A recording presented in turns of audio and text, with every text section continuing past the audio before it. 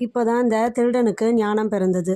இத்தனை நாளாக நம்ம இவங்களுக்காக சம்பாரித்தோம், ஆனால் இவங்க நம்மளோட பாவத்தில் பங்கு போட்டுக்க தயாராக இல்லை அப்படின்னு சொல்லி உடனே ஓடி போய் கட்டி போட்டிருந்த நாரதரை அந்த கயிறை எடுத்து விட்டுட்டு அவர் காலில் போய் விழுந்தார். எனக்கு நான் பண்ண பாவத்துக்கு எனக்கு மன்னிப்பு வேணும், அந்த பாவத்தை போக்க எனக்கு ஒரு வழி சொல்லுங்கன்னு கேட்கும்போது, பாவத்தை போக்க எளிய வழி ராமநாமம் தான்.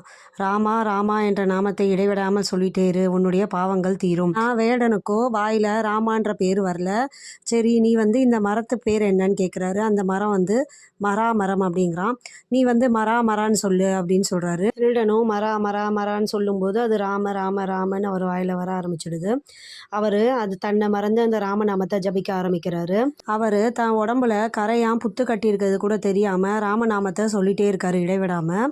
ஒரு நாள் நாரத மகரிஷி பார்த்துட்டு தான் உடம்புல புத்து கட்டியிருக்கிறது கூட தெரியாமல் ராமநாமத்தில் மூழ்கி இருக்கார் வால்மீகின்னு சொல்லிட்டு சந்தோஷப்பட்டு